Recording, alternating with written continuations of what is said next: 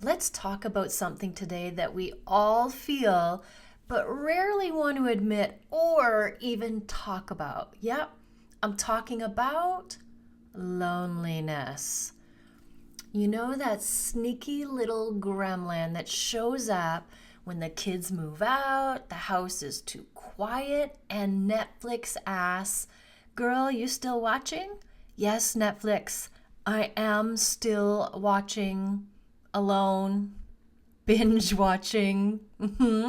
Are you feeling me on this? You're shaking your head. Yes. But here's the thing, loneliness in midlife is so common. So it's not just you.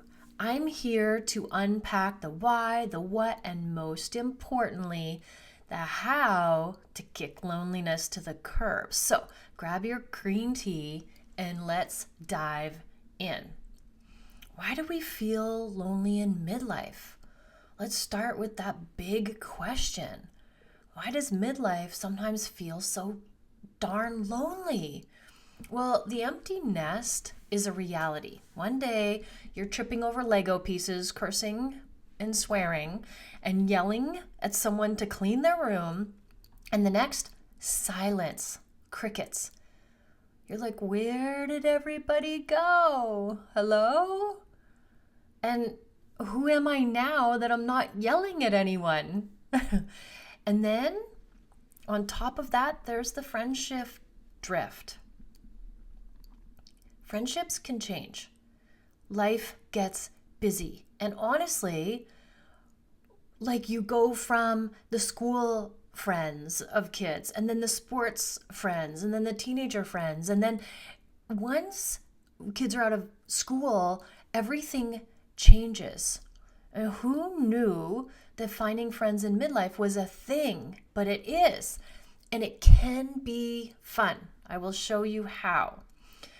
Don't even forget, not that you could, but don't even forget about the hormonal shenanigans.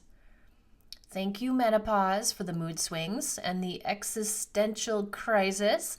I mean, this is where everything shows up and gets questioned.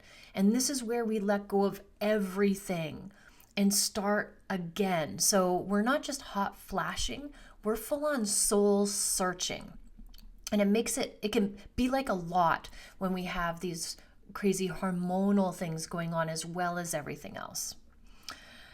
And I really want to talk about society's invisible cloak, or the cloak of invisibility, as they call it in, I don't know, one of those Harry Potter movies or something. That's the way, like the sneaky way that society starts handing you an invisibility cloak the moment you hit midlife. Remember when people used to like hold the door open for you or notice your cute haircut? Now it can feel like you just blend in with the paint and you're just kind of an observer watching life happen. It is the craziest feeling. It's like you're outside of it. But it's funny, like we can laugh about it, but you know what? It's also tough. Sometimes it feels like you're on mute while the whole world is just turning up the volume for everybody else. Like, we're done with you. Just go over there and we're going to ignore you. Go stand in the corner. But you know what? Midlife isn't about fading away. It's about stepping into your power and being unapologetically visible in whatever way feels good for you during this time of your life. There's also society's stigma. Then we have the societal constructs of us becoming the caretaker of others and totally losing ourselves somewhere along the way. And that's the norm. When we're not being a mom or a partner or a PTA president, do we even exist outside of this? Does this sound familiar? It feels familiar to you? You're not alone, my friend. Let's talk about why you're never truly alone, even when it feels like it. I know it can feel very, very lonely when you're in midlife. But here's where we flip the script. Loneliness doesn't mean you are alone. Sometimes it means you've just lost touch with the most important relationship in your life, the one with yourself. So let's talk about that. Let's fix that. Self-connection is the key, especially in midlife. When was the last time you did something just for you? There was nobody else on the agenda of the intention behind it. It was just strictly for you. Not for the kids, not for your partner, not for the school Christmas concert, just for you. If you can't remember, which you probably can't, it's time to get reacquainted with yourself. I remember when I first started doing this again. Like I really, really remember it when I started to do things only for myself. And at first it felt like I was being devious or cheeky or like something I wasn't supposed to be doing. You know, you're looking over your shoulders. What are people gonna think if I do this? Like buying something for yourself or taking a class or just whatever it was. It was just such a feeling of like, oh, I'm doing something wrong, or is it okay to do this? And I noticed that started to change the more I did it.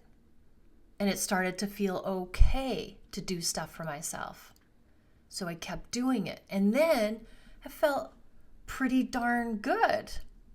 And now I see it as the more I love myself and show up for myself, the better I show up for everybody else.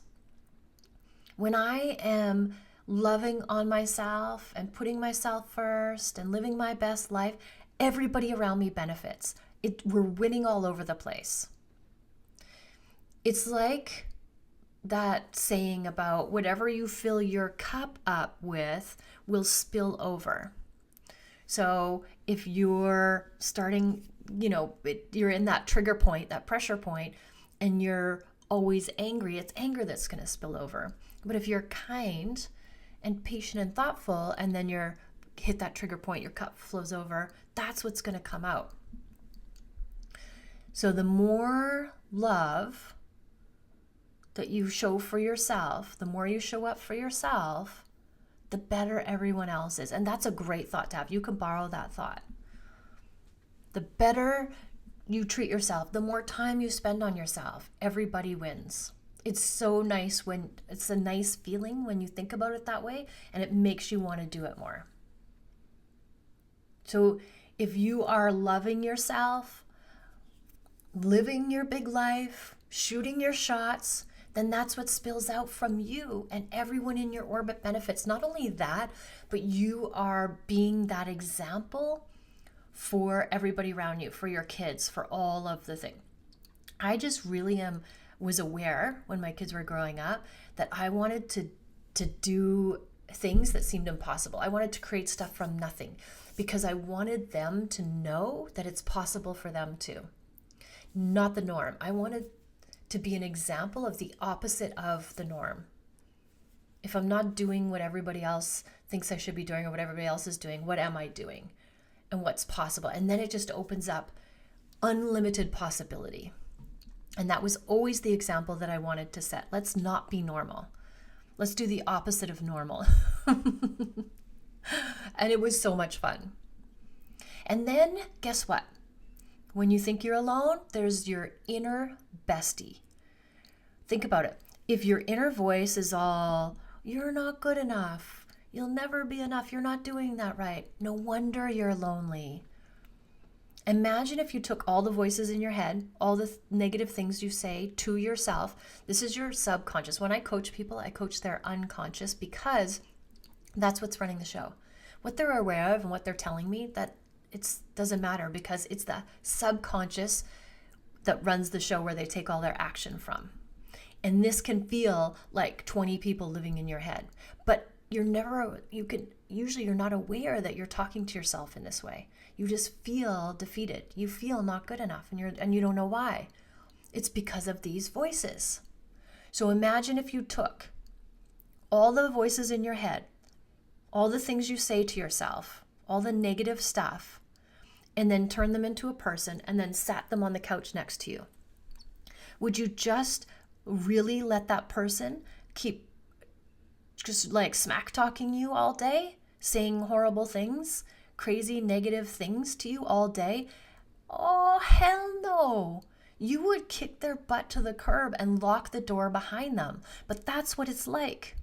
Imagine a person sitting there saying those things to you. It's different when you separate your inner voice into an actual person. Then you're like, ooh, that would be ugly. That would be horrible. I would never let somebody talk to me that way. So it's time to turn that critic in your head into your biggest cheerleader. You know how you are the biggest cheerleader for your kids? It's time to turn that self on. We know that we're capable of it because we've done it for our family for our whole entire lives. Now it's our turn. It's time to look in the mirror and say, damn girl, you've still got this. You can do anything. Let's go for it. If not now, when? And remember, alone and lonely are two separate things. Being alone is actually just a state. It means that you're not with other people. Loneliness is an emotion which describes a feeling of sadness attributed to not having connection. That's so good. So loneliness is just a lack of connection with yourself at its deepest, most core being definition. Because if you are connected with yourself, you'll never be lonely even if you are alone or in a room full of people feeling lonely. If you're connected to yourself, you just will never feel lonely. So you want to be that awesome person showing up for everyone and being the life of the party, showing up for yourself and being the life of your party. It starts inward, always. It's always an inside job. When we think that it's external or out of our control, that's when it feels really hard and overwhelming and we can't fix it. But when we know it's an inside job and it's up to us and we can change all of this with a thought over and over again, then that empowers us. It is an inside job. So you want to start showing up for yourself. You want to start being the life of your party. Anywhere you go, there you are. That's good or that's bad. Being alone can be magical. You can rediscover what lights you up. You can dance naked in the kitchen if you want. Woo! Nobody's watching except maybe your neighbor's dog, and that's okay. They're like, you go, girl. This is how I live my life. When I'm traveling solo, I never feel alone.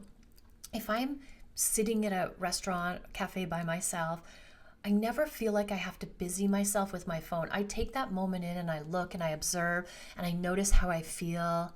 And if I feel insecure or alone, I'll question that. I'll be curious about it. Is it true? How do I change that? Like, it's just such a beautiful experience.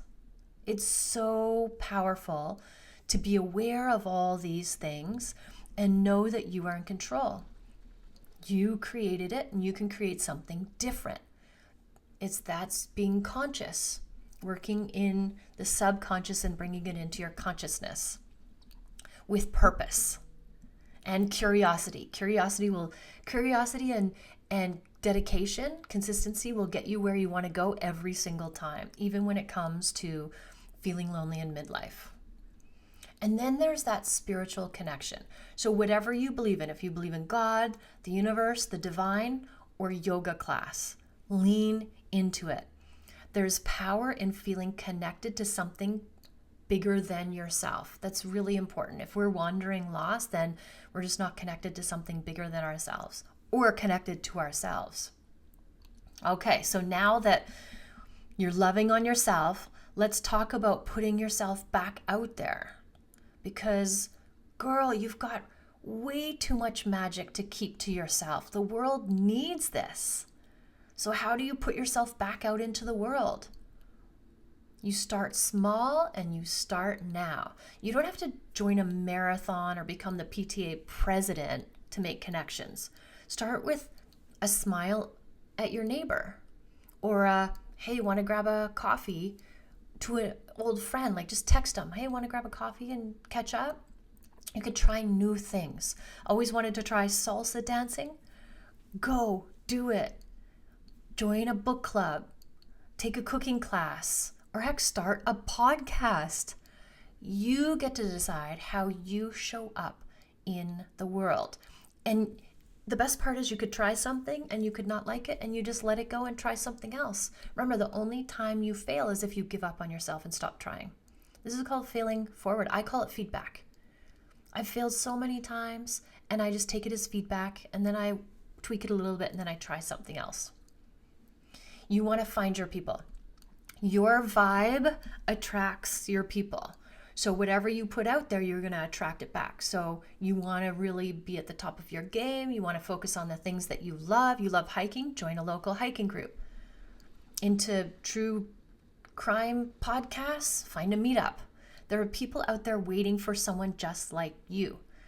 Other people are lonely, looking to join a group, and then boom, you instantly have something. And you like to hike? I like to hike too. Talk about that. You instantly have something, a connection and something to talk about. You want to be brave, sister. Putting yourself out there can be scary, but guess what?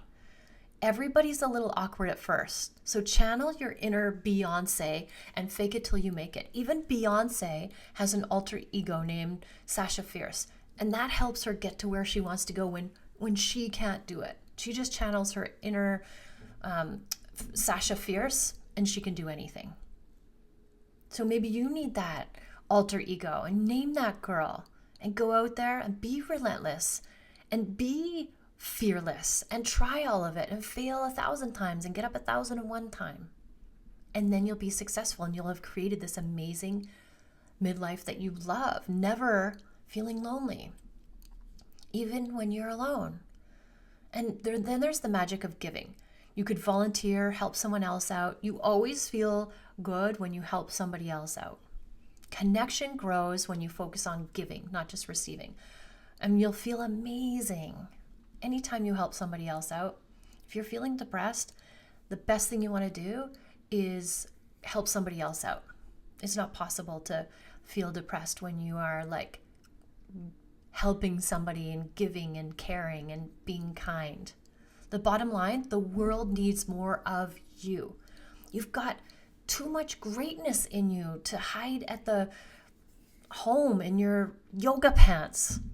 Unless, of course, those yoga pants are taking you to the park to meet new friends. Here's what I want you to remember. Loneliness is a visitor, not a permanent resident. It shows up to remind you to reconnect with yourself, the new version of you, and with others, new friends, new communities, and with the world around you. It shows up in midlife because you're transitioning from what was to what you are creating for yourself now. You are never truly alone, my friend. The magic you're looking for is already within you. So show up for yourself. Take that first small step. Remember, inch by inch, life is a cinch. Yard by yard, life is hard.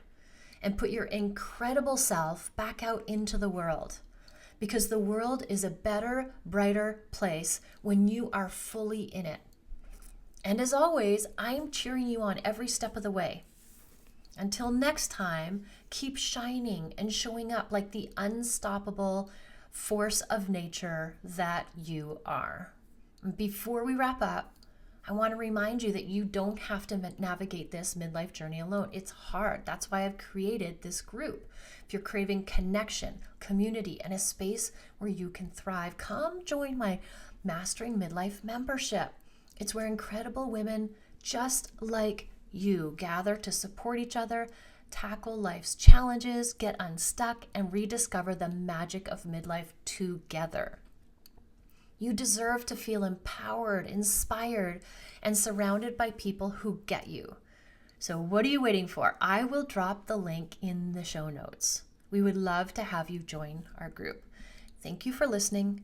Always love yourself first and have an amazing day. Did you love this episode? Share it with a friend who needs a reminder that they are never alone. And if you haven't yet, hit the subscribe and leave a 5-star review. Your support means the world to me. Thank you so much.